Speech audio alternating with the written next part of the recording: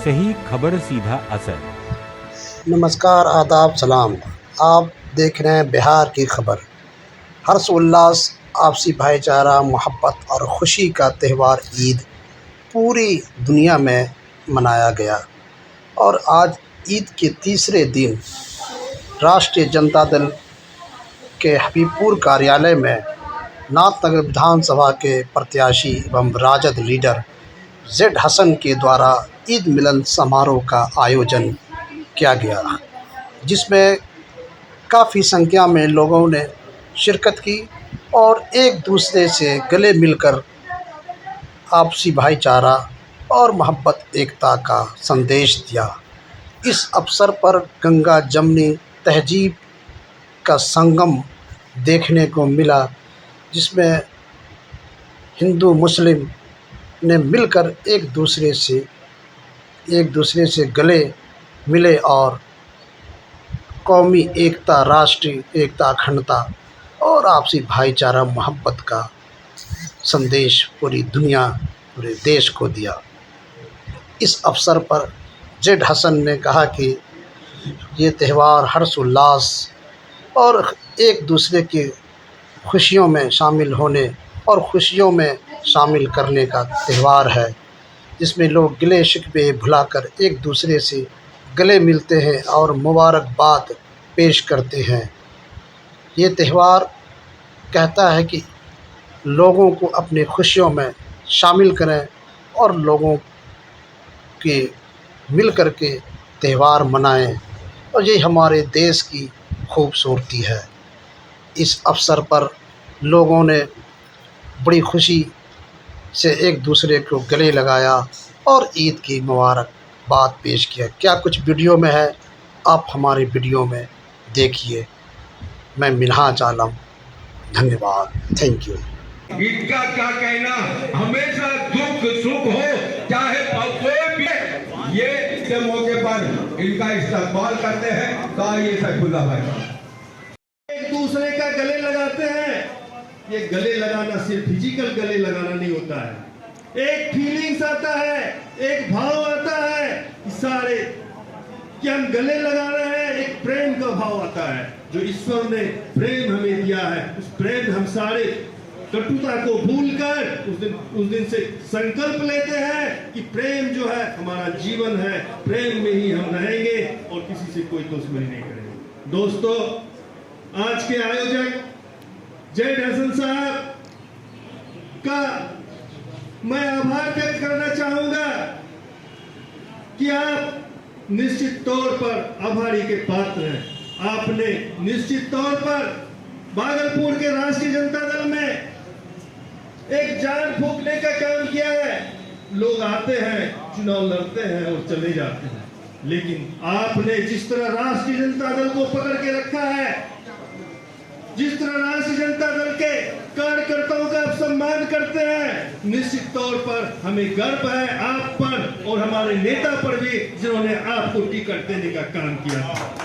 दोस्तों, निश्चित तौर पर जब आप टिकट लेकर आए थे तो हमें विश्वास नहीं था कि ऐसा भी व्यक्ति होगा, लेकिन आपको मैंने चुनाव में ही देखा था कि आप किस गर्मजोशी से सबका सम्मान कर रहे थे। लेकिन वो तो चुनाव था, चुनाव खत्म हो गया, आप छोड़ सकते थे, लेकिन आपने ऐसा नहीं किया।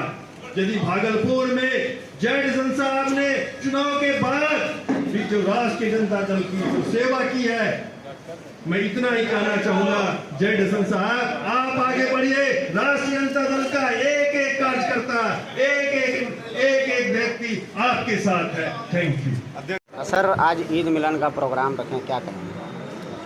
ईद की बधाई तमाम लोगों को, पूरा राजद परिवार भागलपुर जिला का इकट्ठा होकर एक दूसरे को ईद की बधाई दे रहे हैं, खुशियां बांट रहे हैं। एक महीना रमज़ान का ख़त्म हुआ है। पूरी मुस्तैदी से जो आरजेडी के वर्कर हैं, आज यहाँ पे हम लोग सब इकट्ठे हुए हैं, एक दूसरे को बधाई दे रहे हैं और पूरे मजबूत इरादे के साथ, जहाँ जो कमी बेसी है, जहाँ किन्हीं के दिल में किसी भी प्रकार का दूरी है, उसको ख़त्म कैसे किया जाए, सब हम लोग एक हो जाएं, और जब तक एक नहीं होंगे तब तक हम लोगों को मंजिल पर पहुंचने में बड़ी कठिनाई है। इसलिए राजद परिवार हिंदू, मुस्लिम, सिख, ईसाई सभी जाति, समुदाय, संप्रदाय के लोग आज यहाँ पे इकट्ठे हुए हैं, और इकट्ठे होकर जो हम लोगों का लक्ष्य है कि हम लोग अपने इस परिवार को, राजद परिवार को कैसे बढ़ाएं, कैसे मजबूत रखें, टूटने से बचाएं, भटकने से बचाएं, इस दिशा में सभी लोग अपनी अपनी बातों को रख रहे हैं। और सभी यहाँ पे पुराने आरजेडी के कार्यकर्ता हैं, पदाधिकारी हैं, सभी स्तंभ हैं। तो आज ये खुशी का दिन है, और जब ईद की खुशी का दिन जब होता है तो तमाम भागलपुर ज़िला के वासियों को, बिहार के वासियों को, पूरे देशवासियों को, और विशेष तौर से नाथनगर विधानसभा क्षेत्र के तमाम लोगों को हमारी तरफ से, पूरे राजद परिवार की तरफ से बहुत बहुत बधाई और शुभकामना है। और ऐसे ही मजबूती से हम लोग इस तरह का त्यौहार पूरे शांतिपूर्ण ढंग से मनाएं, और आने वाले दिन में हम लोग पूरे मजबूती से, जिस तरह से ईद में हम लोग नमाज के बाद गले गले मिल रहे हैं, लगातार ये सिलसिला जारी है, इसी तरह से मिलाने का सिलसिला लगातार जारी रहेगा भागलपुर में।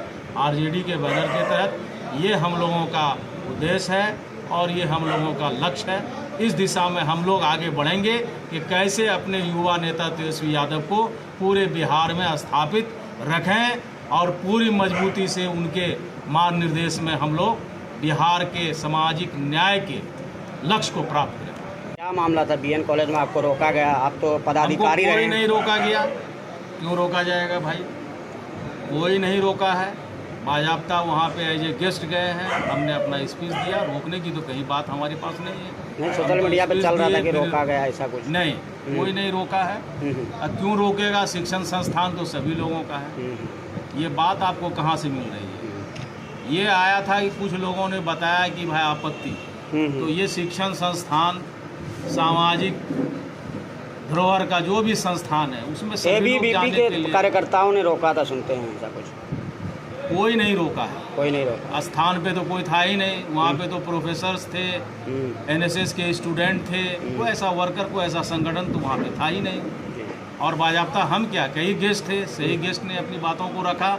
और चूँकि महात्मा गांधी जी ने 1969 में एनएसएस की स्थापना की थी, और उसमें आप कैसे आपदा के समय में आप कैसे यूथ को प्रमोट करें, आप कैसे सोसाइटी में जो इनस्टेबिलिटी है उसको कैसे ठीक करें, समाज में शिक्षा, स्वास्थ्य, चिकित्सा, आपदा, ये सारे चीज़ों से बिना स्वार्थ के कैसे अपने युवा पीढ़ी को तैयार करना है, उस दिशा में एनएसएस का कार्यक्रम कई वर्षों से 1969 से चला आ रहा है। इसमें कई एनजीओ इस कार्यक्रम को करते हैं, कई शिक्षण संस्थान करते हैं। इसलिए वहाँ पे जाना, और कोई भी जो इस तरह के लोग हों, मैं यहाँ पे एथलेटिक एसोसिएशन का अध्यक्ष हूँ, मैं सामाजिक कार्य में हमेशा रहा हूँ, अपना पूर्व का भी मेरा प्रशासनिक इतिहास रहा है। लोग गरीब गुरुआ, पिछड़े लोगों, युवाओं को कैसे जगह पे लाना है।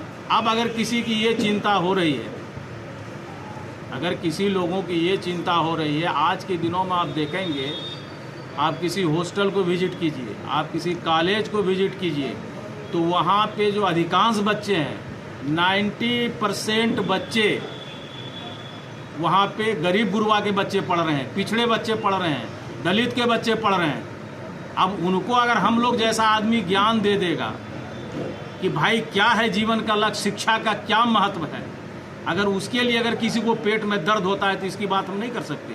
लेकिन हम जब शिक्षा की बात होती है तो हमारा ये प्रयास रहता है कि पिछड़े, दलित, अल्पसंख्यक, ऐसे समाज जो आज भी शिक्षा से दूर हैं और सरकारी संस्थान का शोभा वही बढ़ा रहे हैं। वहाँ पे बड़े जो बिजनेसमैन हैं, बड़े लोग हैं, उनके बच्चे नहीं पढ़ते हैं, उनके बच्चे दिल्ली, बम्बई, कलकत्ता में पढ़ते हैं, बड़े बड़े इंस्टीट्यूट में पढ़ते हैं, प्राइवेट इंस्टीट्यूट में पढ़ते हैं। सरकारी विद्यालय या सरकारी कॉलेज में सिर्फ और सिर्फ जो वास्तविक स्थिति है, आप लोग भी देखते होंगे कि 90% लोग गरीब गुरुआ के बच्चे वहाँ पढ़ते हैं। अब गरीब गुरुआ बच्चे शिक्षित हो जाएं, ये कैसे किसी को बर्दाश्त होगा? लेकिन हम लोग चाहते हैं कि गरीब गुरुआ भी शिक्षित हों, गरीब के बच्चे को भी शिक्षा प्राप्त करें, बड़े पद पे जाएं, राजनीति में आएँ, है ना, ब्यूरोक्रेट्स बने, इंजीनियर, डॉक्टर्स, बिजनेसमैन, उनका भी अधिकार है इस देश पर।